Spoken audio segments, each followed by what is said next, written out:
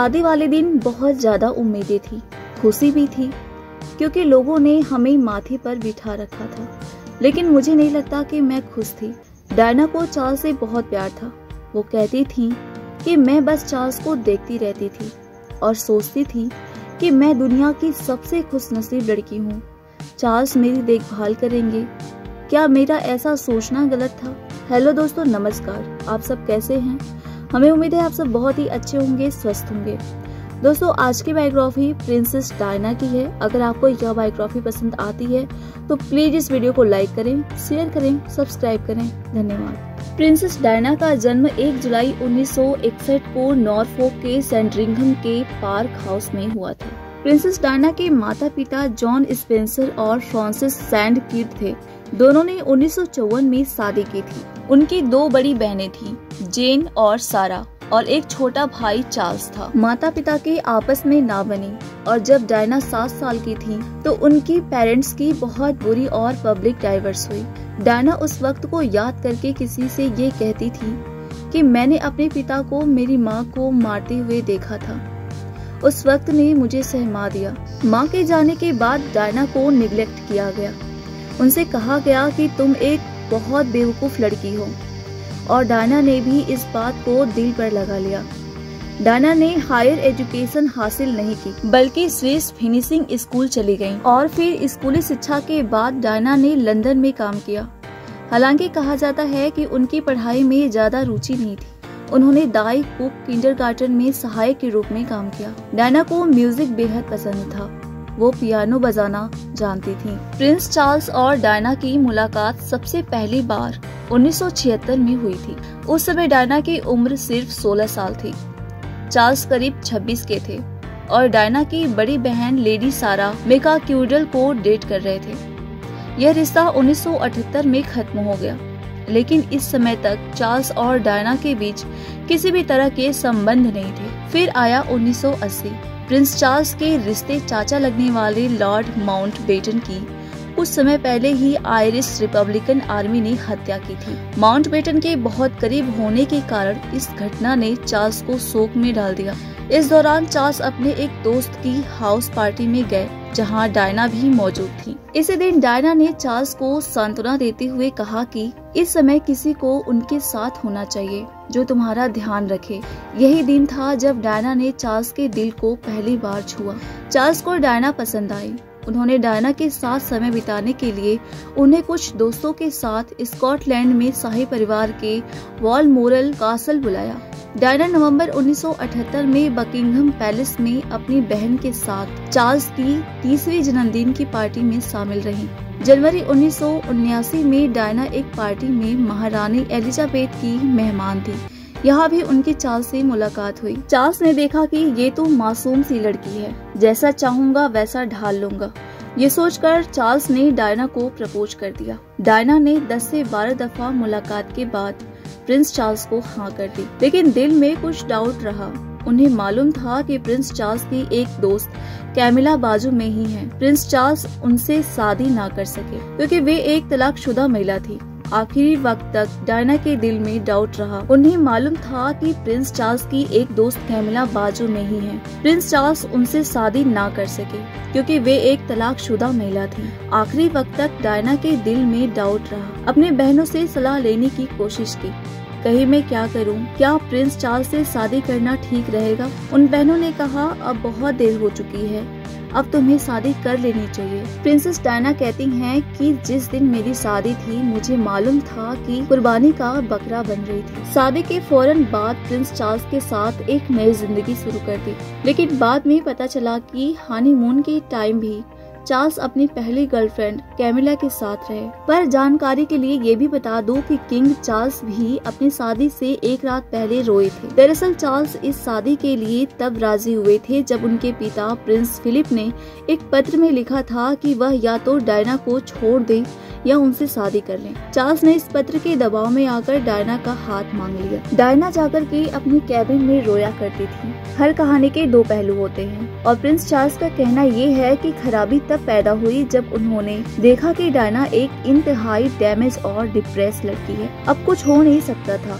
उन्होंने कहा कि मैंने बहुत कोशिश की, लेकिन उनके अंदर जो डिप्रेशन था, शक की तबीयत थी, बहुत गहरी थी। डायना का कहना है कि मुझे सिर्फ सिंपैथी की जरूरत थी, एक ऐसे शख्स की जरूरत थी कि जो मेरा साथ देता, लेकिन प्रिंस चार्ल्स ऐसा ना कर सके। जब डायना को प्रिंस विलियम होने वाले थे तो उन्हें डिप्रेशन बहुत ज्यादा हो गई और उन्होंने एक दिन खुदकुशी करने की कोशिश की, अपने आप को सीढ़ियों से गिरा डाला और तो और उन्होंने अपनी कलाइयां तक काटने की कोशिश की थी।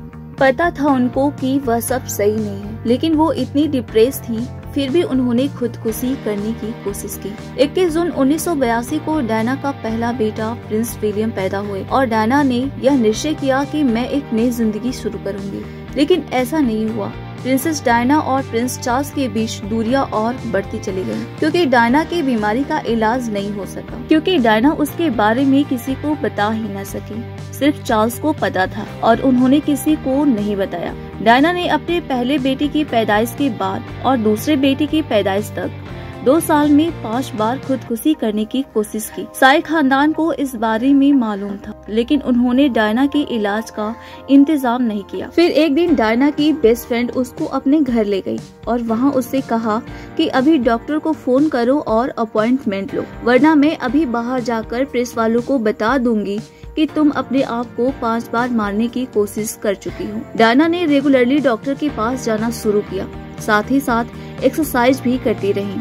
1984 में प्रिंस हैरी पैदा हुए। जैसे ही हैरी पैदा हुए तो डायना और चार्ल्स के बीच हद से ज्यादा दूरी पैदा हो गई। चार्ल्स चाहते थे कि बेटी हो और डायना कहती थी जो भी हो बस सेहतमंद हो। जिस दिन हैरी पैदा हुए चार्ल्स ने कहा, अफसोस ये बेटी नहीं है, इसके तो लाल बाल हैं, बिल्कुल तुम्हारे खानदान की तरह, ये हमारे खानदान पर गया भी नहीं। इस तरह डायना के दिल पर बहुत बुरी बीती। डायना ने ये फैसला कर लिया कि जिन्होंने मेरी एक ना सुनी, ये शाही खानदान, इसे मैं अब दिखाऊंगी, और दिखाया। एक राइटर थे जो डायना के दोस्त के हस्बैंड थे, जो किताबें भी लिखते थे।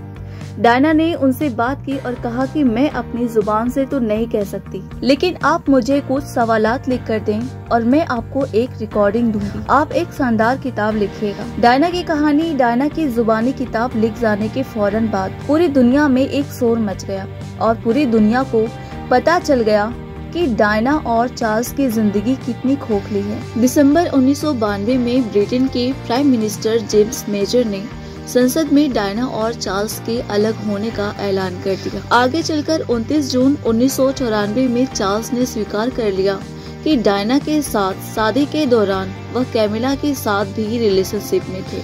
अंततः 4 साल के बाद 1996 में दोनों ने तलाक ले लिया। डायना का अपने ससुर के साथ कभी नहीं बन पाई। वो एक सख्त इंसान थे और जब डायना और चार्ल्स अलग हो रहे थे तो उन्होंने कहा कि डायना का जो टाइटल था बेहतरीन शहजादी, her royal highness the princess of Wales, वो वापस लिए जाए। खुद में डायना ने इतने सारे बदलाव किए कि पहले लोग पहचानने के लिए तैयार नहीं थे। 90 की दहाई की सबसे बड़ी बीमारी HIV एड्स थी। उस वक्त कोई भी HIV के पेशेंट के साथ एक कमरे में बैठने के लिए तैयार नहीं था। ऐसे वक्त में डायना ने उन लोगों से मुलाकात की, उन्हें गले लगाया और ऐसे अवेयरनेस के लिए काम किया। डायना ने दुनिया को ये बताया कि वो एक खूबसूरत चेहरा ही नहीं बल्कि एक बहुत खूबसूरत इंसान भी थी। अब डायना ने भी अपने शौहर की तरह अपना दिल खोला और अपनी जिंदगी अपने हिसाब से जीना शुरू की। 90 की दहाई के दौरान उनकी एक नई जिंदगी शुरू हुई। पाकिस्तान में डायना एक हॉस्पिटल में गई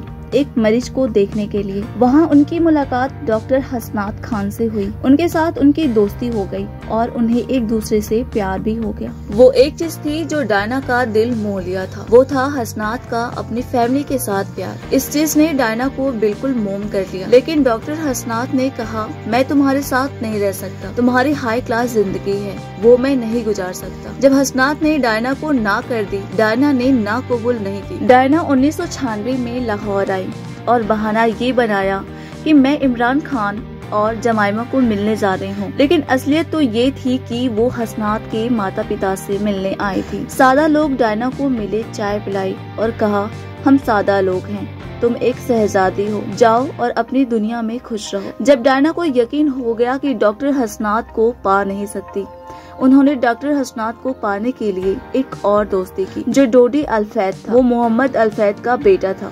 1997 का सफर, डायना ने फैसला किया कि ये दिन डोडी के जहाज में यूरोप के समुद्रों में गुजारेंगी। डायना के करीबी लोगों ने डायना के बारे में किताब लिखकर, इंटरव्यू देकर बहुत पैसे कमाए। डायना ने कहा, पूरी दुनिया मुझे बेच सकती है लेकिन हसनात मुझे कभी नहीं बेचेगा। और वाकई हसनात ने कभी डायना के बारे में कोई इंटरव्यू नहीं दिया। 30 अगस्त 1997 को डायना और डोडी पेरिस में आ चुके थे और डोडी के अपने होटल द रिट्स में शाम को होटल के पीछे से निकलते हैं ताकि प्रेस को अवॉइड कर सके और एक मर्सिडीज में बैठे।